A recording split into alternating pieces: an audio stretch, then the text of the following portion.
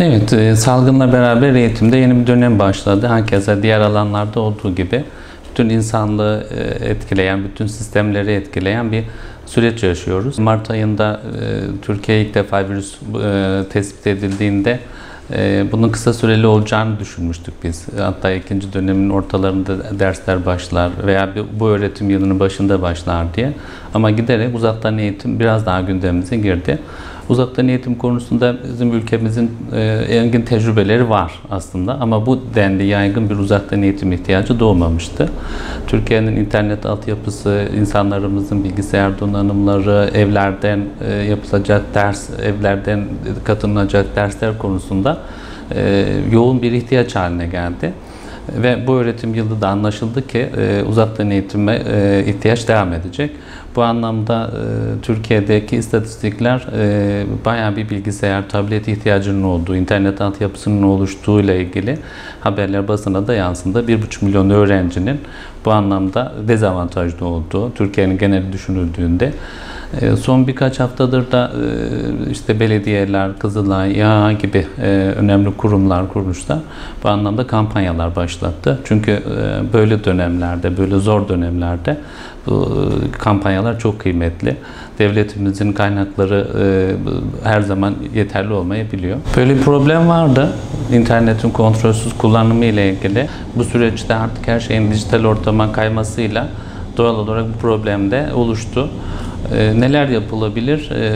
Burada toplumun tamamına, ailelere, öğretmenlere, sivil topluma çok önemli görevler düşüyor. Yani bu noktada artık bilgisayarla ve elektronik ortamla çocukların temasının olduğundan biraz daha fazla artacağıyla ilgili bir gerçeğimiz var önümüzde. Olabildiğince bilinçlendirmek lazım. Olabildiğince teknik önlemler almak lazım.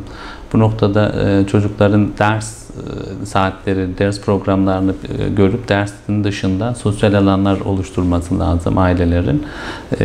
Uzun süre bilgisayar başında kalmanın ders bile olsa çok sıkıntılı olduğunu, hele çocukların internet erişimlerinde, kontrolsüz internet erişimlerinde sıkıntılar olacağı zaten biliyoruz. Olabildiğince önlem almak lazım. Çünkü sıkıntılı bir süreç bu. Her yönüyle sıkıntılı bir süreç. Yani bu anlamda Milli Eğitim Bakanlığı biraz hazırlıksız yakalandı gibi altyapı bir parça vardı.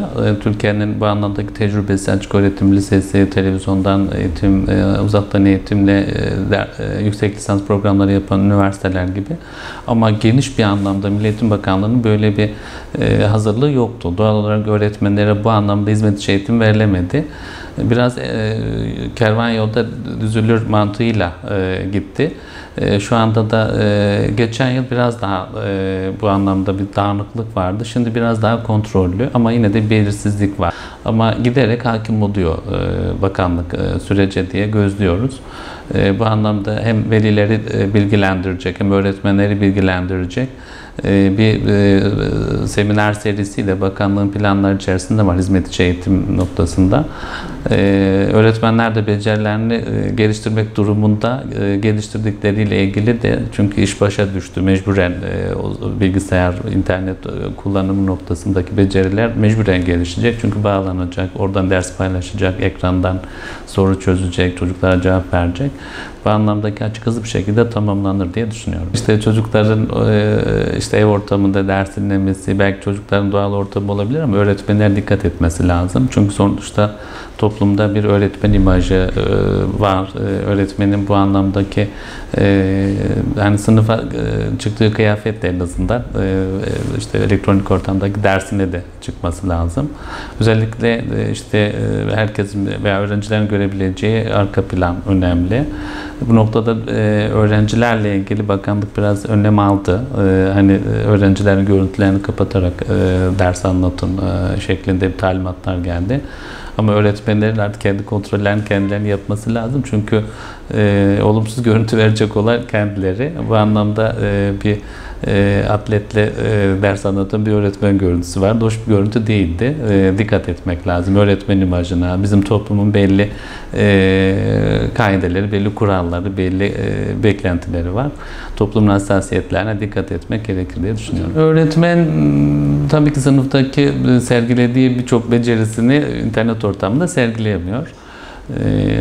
Süre anlamında kısıtlı. 40 dakikalık ders 30 dakikaya indirildi. Bu yani zorluklar içerisinde yapılabilecek bir yöntem olarak bakmak lazım. Özellikle bazı derslerde işte becerinin kontrol edilebileceği derslerde özellikle mesela birinci sınıflarla ilgili hani belki elini tutup çalıştırması gerekecek çocuğun. Bu anlamda büyük bir dezavantaj uzaktan eğitim. Ama olabildiğince bunu işte ön hazırlıkla, çünkü öğretmenlerin bayağı eskisinden yüz yüze yaptığı dersten daha fazla bir hazırlık yapması gerekiyor. Sunularını hazırlaması lazım. Hani dezavantaj olan kısımlarla ilgili özellikle hazırlık yapması lazım. Ekrana yansıtacağı, çocukların belki alacağı. Hani tamamen sınıftaki yüz yüze yapılan eğitim yerini tutmaz. Sıkıntılar olacak ama olabildiğince azaltmak lazım. Ben ön hazırlık çok önemli diye düşünüyorum. Çünkü hazırlık yapmadığında ekrana bir şey getiremeyeceği için doğal olarak hani o zamanı iyi değerlendirememiş olacak. Ama zaman içerisinde, bir iki hafta içerisinde, belki birkaç ay içerisinde öğretmenler de bu sisteme tamamen adapte olmuş olacak diye düşünüyorum. Bu uzun bitmeyen bir tartışma. Biz eğitim sistemini dönüştürmediğimiz oranda, dönüştürmediğimiz sürece bu problem var olacak. Sınav baskısının olduğu, sınavların belirleyici olduğu ve sınavlarla kademeler arasında geçişin olduğu yerlerde ders kitapları konuyu verecek formatta hazırlanıyor. Ama sınavlarda ihtiyaç olan sınavda başarıya dönük kitapların hazırlanması lazım. Doğal olarak bu ihtiyacı dışarıda arıyor insanlar. Dışarıda bir ihtiyaç varsa bunu karşılayan bir mekanizma da oluşuyor. İşte özel okullar nedir, özel yayın evleri bu anlamdaki o ihtiyacı karşılayacak hazırlıkları yapıyor. Milli Eğitim Bakanlığı'nın ders kitaplarını sınav hazırlığına dönüştürdüğünüzde okullarda dershaneye dönüşür. Ben ders kitaplarının bu ihtiyacı karşılayacak formata değil de sistemin sınavsız hale dönüştürülmesiyle çözümün olacağını hep yıllardır söylüyoruz. Ama bu anlamda henüz bir gidişat da bu problemin çözümünden yana değil de o ihtiyacı artıracak yönde. Hele hele bu dönemde artık okuldaki dersler biraz daha işte uzaktan eğitime kayınca doğal olarak sınav hazırlığı yapmak zorunda olan 8. sınıflar, 12. sınıflar doğal olarak kurslara, özel yayınların hazırladığı işte çalışmalara hani binlerce soruyu bir işte öğrencinin önüne koyan bir sistem düşünün. Elektronik ortamda veya kitabı basılı doğal olarak oraya kayıyor. İnsanlar da bunu takip ediyor.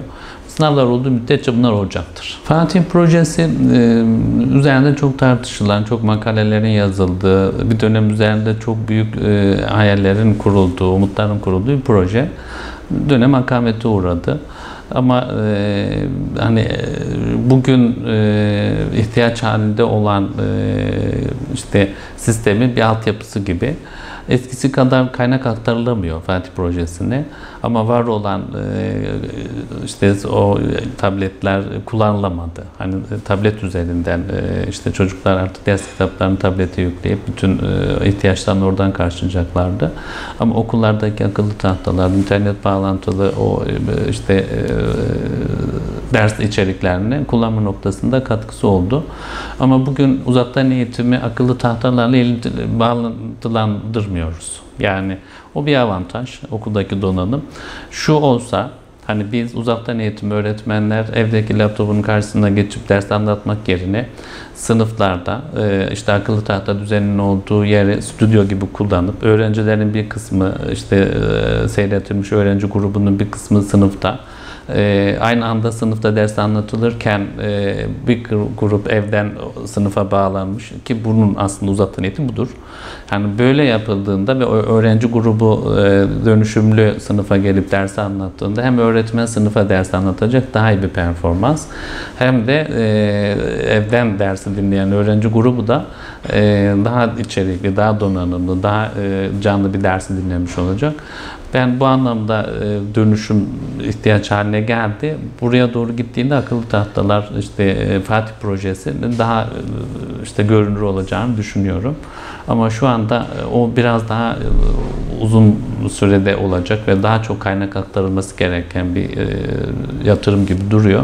Çünkü şu anda artık herkese en alt düzeyde internet bağlayalım, en azından bilgisayar ve televizyonu olsun.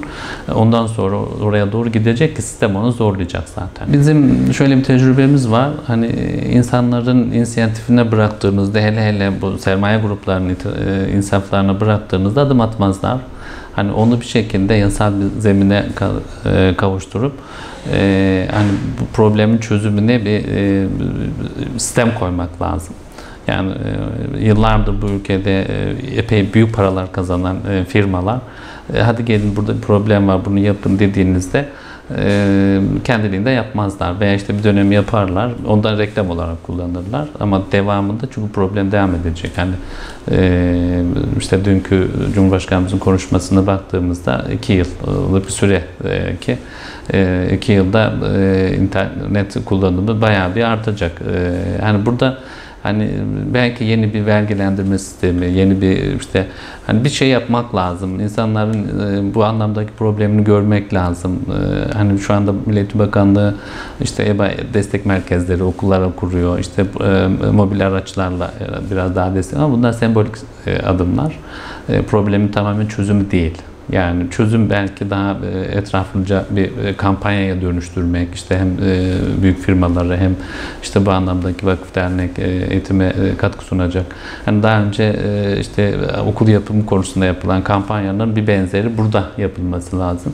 Bir de yatırımları da dönüştürmek lazım. Artık hani bina, arsa, okul yapımının mantığını değiştirip belki bu anlamda dijital eğitime altyapı oluşturacak yatırım yapmak lazım. Burada bir sıkıntı altındayız. İnsanlık, ülke, bütün her kesimin, sendikalar olarak bizim, ailelerin, öğretmenlerin, bütün tarafların bütün iyi niyetini ortaya koyarak yaşanabilecek olumsuz küçük olayları abartmadan soğukkanlı karşılayıp hani sınıflarda çocukların okullarda olmasını sağlayacak bütün enerjimizi oraya yönlendirmemiz lazım. Bunun için iyi niyet ortaya koymak lazım. Çünkü uzaktan eğitimde gördük ki birçok öğrencimiz dezavantajlı olacak. Zaten ülkemizde eğitim eşitliği anlamında sıkıntı var. Bu anlamdaki toplumdaki yara daha da açılacak. Onun için hedefi biz yüz yüze okullar açabileceğimiz bir sistem olarak kurmak lazım. Bu anlamda da bütün herkese görev düşüyor. Sorumlu davranalım. Özellikle bu sene hani toplumda da bir bu virüs sürecinin bir gerginliği oluşu, öğretmene şiddet konusunda özellikle. Yani çok daha duyarlı olması lazım toplumun. Sağlık çalışanları bu kadar hizmet etmesine rağmen şiddet sıkıntısını yaşıyorlar. Devamında öğretmenler de yaşayabilirler. Çünkü toplum psikolojisinde bir gerginlik olacak. Yani çok daha sorumlu davranmamız gereken bir dönemdeyiz.